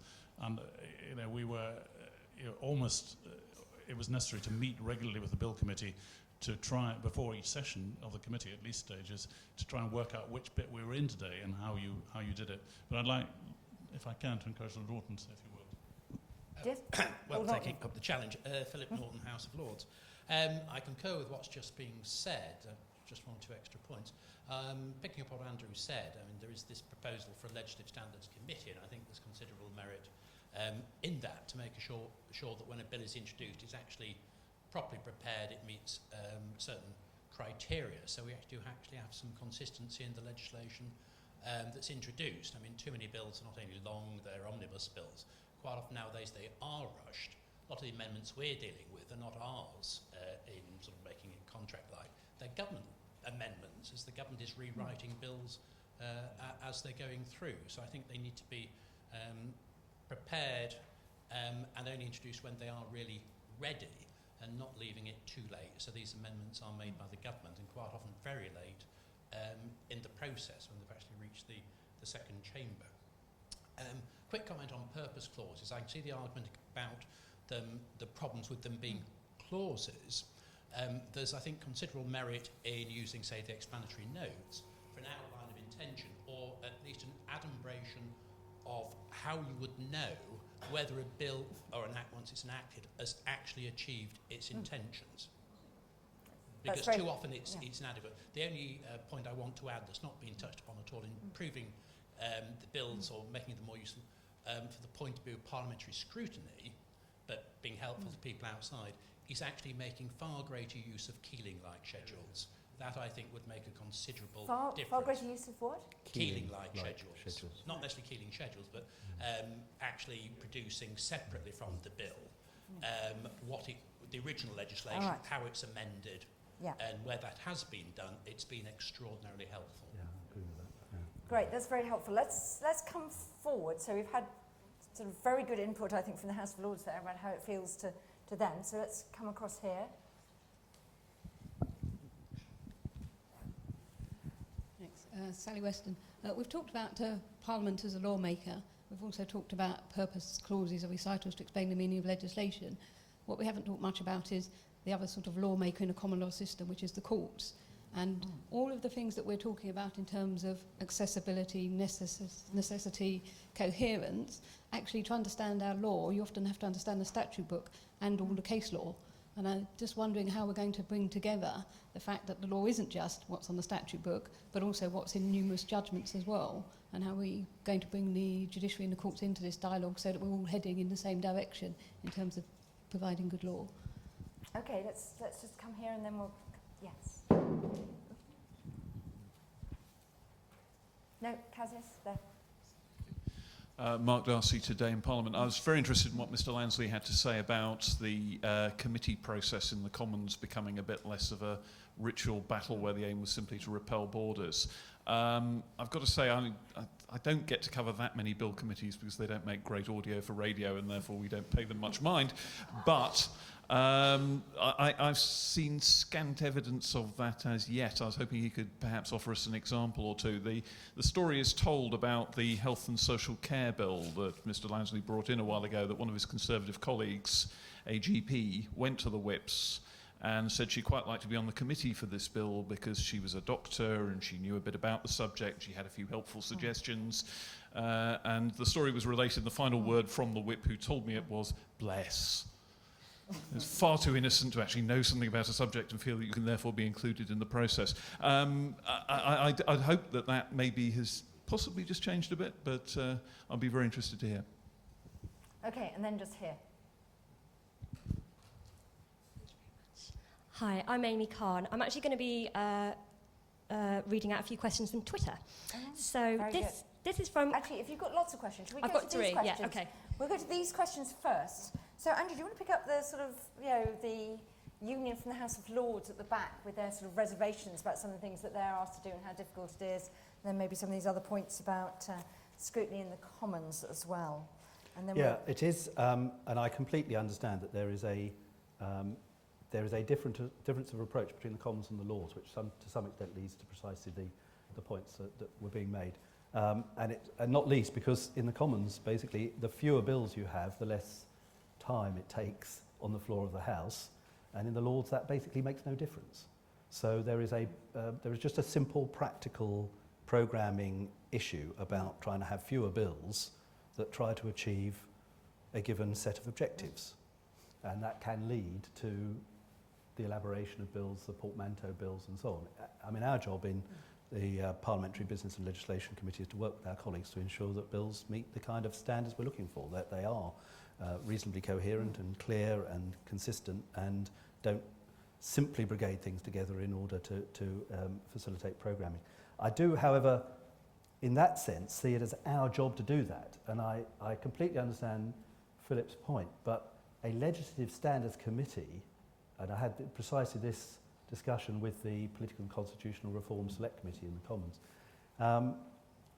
would simply add another process, another tick box, another kind of bureaucratic activity, and in itself, from my point of view, wouldn't add any value. Our job is to ensure that we meet those kinds of standards. We do it, even in Parliamentary Business and Legislation Committee terms, by seeing the policy of the legislation alongside its delivery in legislation. And separating the two is a very bad idea. And my objection is one of principle in that sense to a Legislative Standards Committee, because it attempts to imagine you can understand the quality of legislation without reference to the policy that is being pursued in its existing context. I just think just add one other point, two. I absolutely agree about seeing this all in the round, and post-legislative scrutiny is important to this.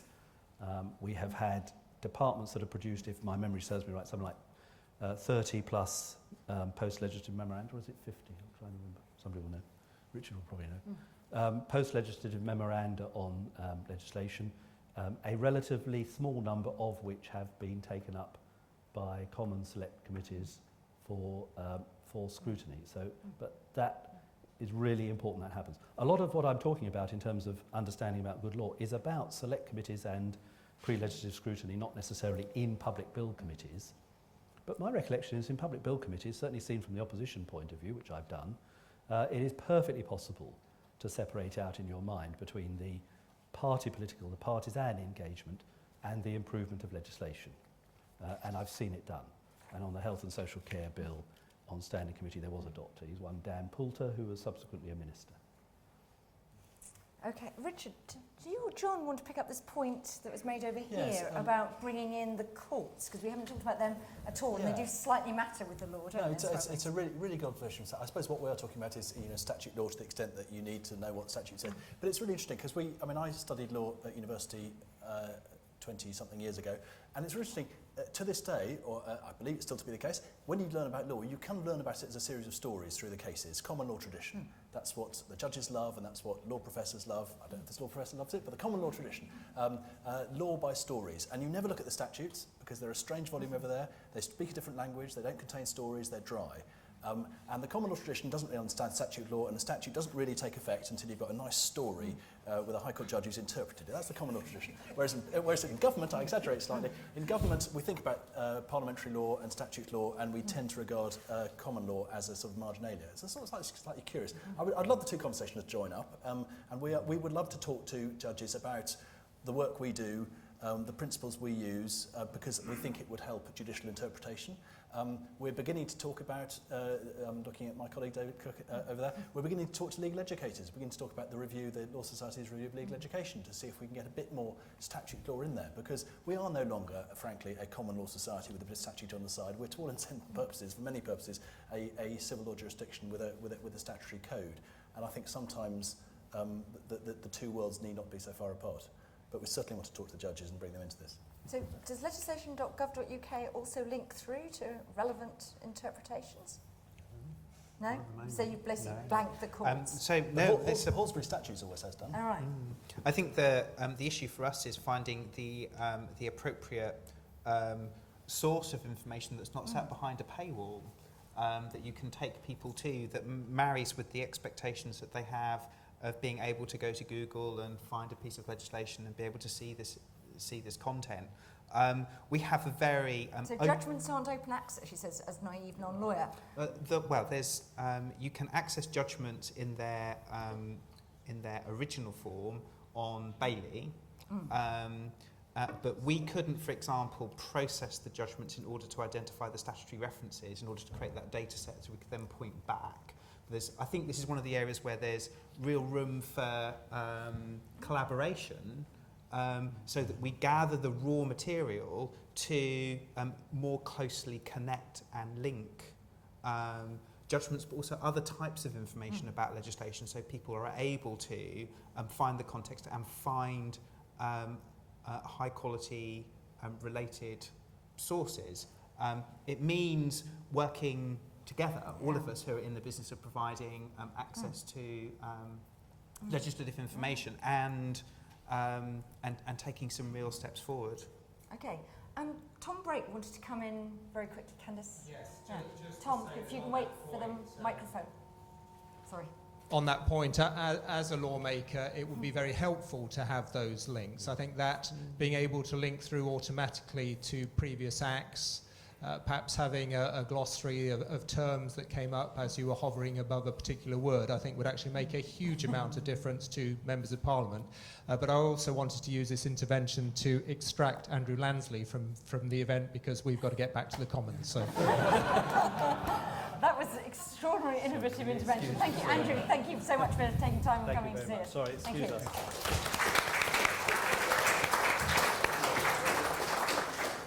Well, I hope the Twitter questions weren't all directed at Andrew Lansley, because we're now going to go to Amy with her Twitter feed. So, anyway, Great. Well, I've got 3 questions. So the first one is from Carl Malamud in the States. He says, some important laws are public safety, such as building codes. They're expensive, restricted distribution. Can good law cover this area? Okay. Second question, how about a mandatory privacy impact assessment for any new legislation? And finally... And who's that from? That was from Spyblog on Twitter. Okay. And finally, from Simon Whipple. He says, I'm a former computer systems analyst and now a solicitor. I believe that reducing statutes and case law to a series of nested if-then propositions is possible and would make the law far more accessible to anyone who is able to access a computer.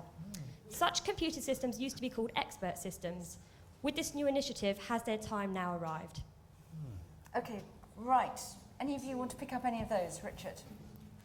I'm going to pretend to be a minister on the stage on the privacy impact assessment.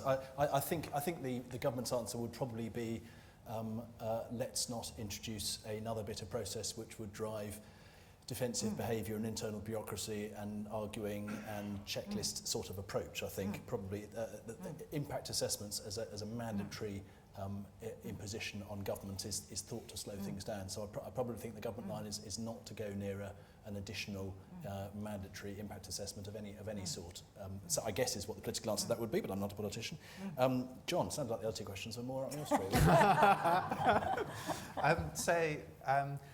For those who don't know, Carl Malamud is a legendary United States transparency campaigner who has just in Washington DC in the last week has freed the Washington DC Code through a long campaign so that people can access that information openly and freely. It was hitherto only available from commercial sources, and he takes a very particular stance.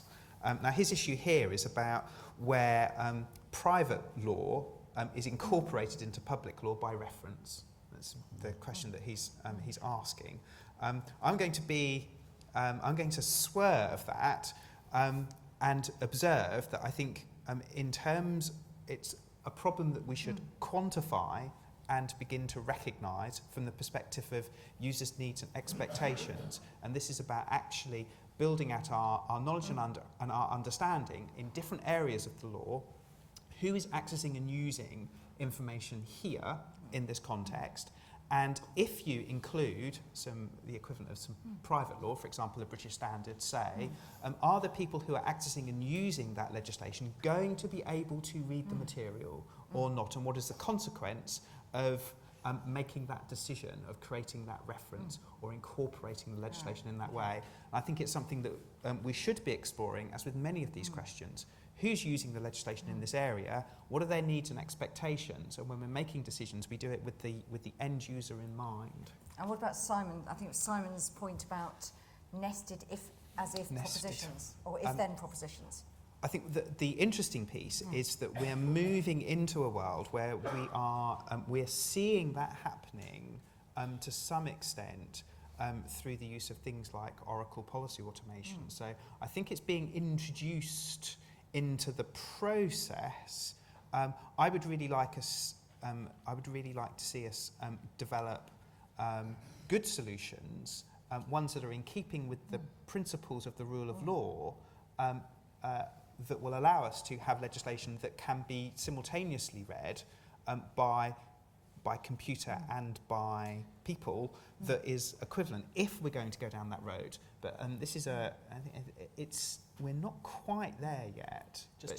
Just on that, it's just at the moment we are drafting with human beings in mind, and it'd be really interesting to work out how we can get to a stage where it's machine readable. But we as drafters, we've gone on a bit of a journey on breaking down sentences into propositions, which ought logically to be easier to understand. But the text or rewrite pioneered this.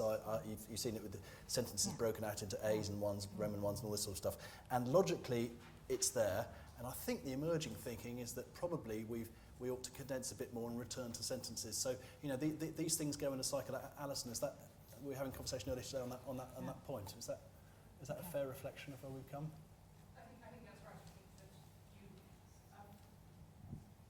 I think that's right. I think we've reached a point where short sentences are good, but we may have reached a point where shorter sentences are not necessarily better.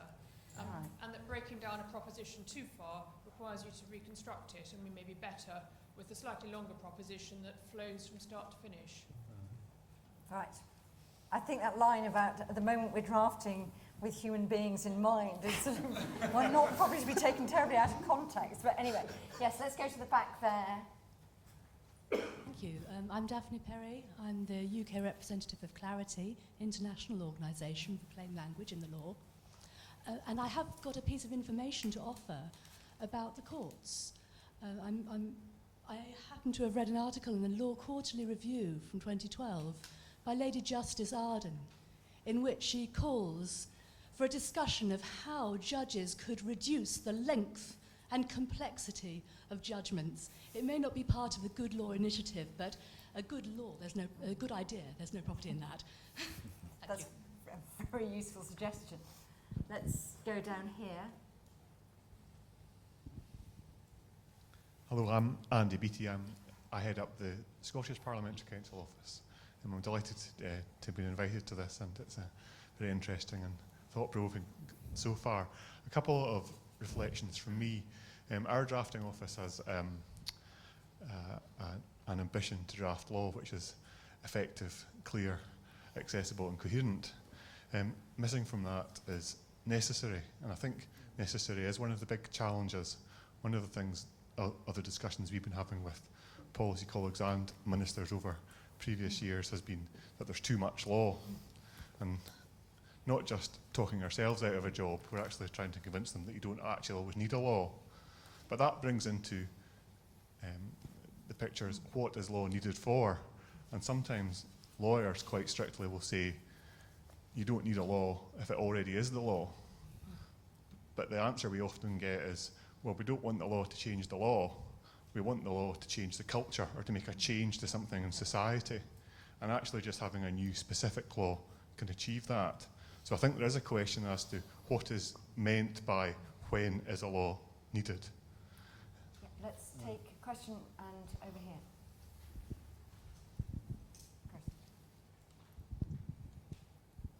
Hello, I'm just having agreed with so much that's being said, want to come back on the impact assessment. Chris, do you want to tell us who you are? Christopher Foster, Better Government Initiative. On the impact assessment and the defence of what ministers might say on the subject has just been given. It seems to be utterly and totally misguided and rather dangerous if we don't take seriously the costs of bills that legislation bring in. It is mandatory in several senses, and a lot of EC legislation and regulation requires it. And I think it's also mandatory in some sense for Britain. But if the US Congress can work out what the cost incurred by a bill, the public expenditure costs, and also the benefits, externalities that fall upon others, then, and if Germany does this very well, it is absolutely key issue in the argument about the Eurozone. What is underlying, as you all know well, a lot of the agony and the anguish about the Eurozone is the fact that so many nations don't bother to work out the costs of the legislation they pass or the benefits. And unless we take this seriously, I suggest we are going to run into trouble. We will have problems, and there are other reasons why we have them as well, with the deficit. Okay, now we've got 4 minutes left. So is there anyone who is going to go outside and bitterly regret not having asked that absolutely burning question? I thought Stephanie had her hand up, didn't you? Okay. Right. You don't have to, but if you would like to, it's your last chance saloon here. I wouldn't want to disappoint Richard. Stefan Czarniawski. The point I was going to pick up, which has got rather lost in the way the discussion's moved, is that early on, Richard, you rather poo-pooed the idea that really simple techniques like better drafting had a big role to play here. Now, that's clearly not a magic bullet. I was struck years ago when, by a series of misfortunes, I found myself having to speed read some Australian primary legislation.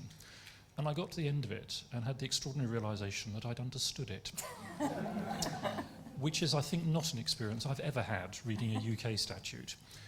Is there anything from the experience of other Westminster-style legislative structures that we can use to help in this battle?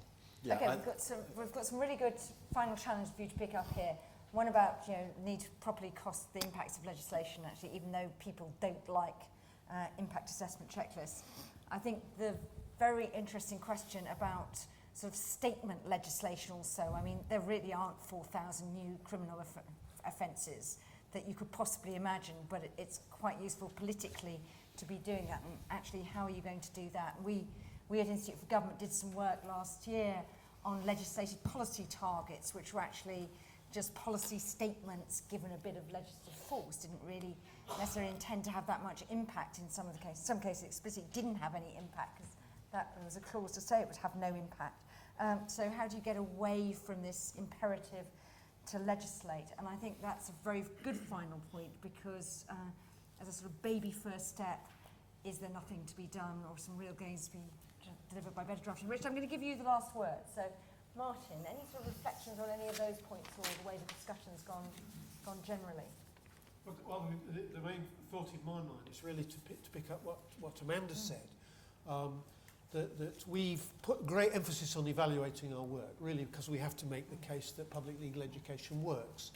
And certainly our experience of producing information is that it's vital to test it with the people who are going to use it, and if it doesn't work, amend it until it works. And I think the notion of ensuring that legislation is tested with the people who are going to use it is a good one to follow. Great. John, final reflections. So I would pick up on exactly that point. One of the things that's new here is the relationship between OPC and ourselves, for example, so bringing the users and the drafters closer together, and the ability to test and to iterate and refine both presentation and drafting practice in tandem as one of the very practical things that we can do to combat these problems, alongside thinking about some of the tooling to help make some of these ambitions a little bit more effective in terms of end result. And Richard? So just in closing, first of all, I'm going to make a point which wasn't raised, which is I always feel slightly kind of awkward sitting on an all-male panel, and I just wanted to say that was kind of just how things stacked up. There have been all sorts of people helping and thinking about this stuff from a much more diverse range of people, believe me, in OPC and in the Law Commission and the GLS. So I just wanted to say this is not quite as blokish as it may be. Secondly, on Christopher Foster's point, I think it was just, and maybe it's foolish of me to pretend to be a politician, I think it was the kind of the mandatory assessment as a separate piece of work I was bridling against. I mean, of course, someone preparing legislation needs to take into account certainly the cost. That's part of my point. Certainly the cost. Certainly the impact on privacy. A whole range of things. It's just I was slightly resisting the idea that there should be a separate formal process assessment, because after all, it's Parliament's job to make the same assessment on the impact on the economy and on society and on privacy and so on. Take Andy's point. It is necessary. It is a really tough one. And the reason I said that I wanted to insert into the system an idea of the inherent cost in legislation, because at the moment legislation sometimes feels like a free good, a free hit. So I want to get the idea out there that actually legislation does carry an inherent cost. Now, I'm not a purist in the sense that I don't think I would say dogmatically you can only legislate if you want to change the law. At the end of the last Parliament passed a law setting up an anti-slavery day. The purpose was not really to change the law, but just to demonstrate that Parliament didn't like slavery. Parliaments can do that. Parliaments are democracies, you know. So I'm not a purist, but I want to insert something into the system which says legislation is not a free hit, I think. And just in closing, so thank you for your interest. I mean, Richard, sorry, better yes? drafting. Better, yeah. God, if I poo-pooed the idea that drafting was part of this, thank you, Stefan. No, absolutely, I certainly didn't mean to do that. As it happens, 3 of the office were at a conference of legislative drafters from probably 2 dozen countries only last week. A hell of a lot we can learn from other countries. Australia was one of them, actually. Hell of a lot of hope that other countries can learn from us. I simply poo-pooed it in the sense of skating on to talk about other stuff, but absolutely, excellence and innovation in drafting is a really important part of it. Okay, and your... And thank you for your interest. This is kind of the beginning of something, I hope. Please feel free that you're feel free to think that you are fully signed up members of the Good Law Partnership. Think about ways you can get this conversation going in your organisation, challenges you can make to your organisation, to others. Think about how you can work with us, because, as I say, the statute book and our legislation ought to be something we all collectively ought to be proud of. Okay, and very many thanks to the Institute for Government for the Cabinet Office, particularly Alice, who has taken the sort of big burden of organising that, and to Emma Norris from my team, who has been doing our end of it while I was very responsibly off on holiday in India. It's great to have so many people from the sort of legal profession at the Institute for Government, not actually a community with whom we have a very strong relationship, which is slightly weird given that we're about making government more effective, and so we slightly feel this probably is a conversation we ought to be in. So if you've got other ideas about how you would like to follow this up and we can help, Institute for Government would be very keen to do that. If you're interested in the things we do more generally, I think there are forms somewhere for you to sign in and say you would like to be on our mailing list, or you can just drop a card downstairs. One of the traditions of the Institute for Government is that there are drinks and what is known in inverted commas as networking opportunities outside. That means you can grab a drink and have a chat to somebody if you're vaguely interested, so we'd be delighted if you could join us outside. But before that, could you just thank Richard, John and Martin and Andrew in his absence.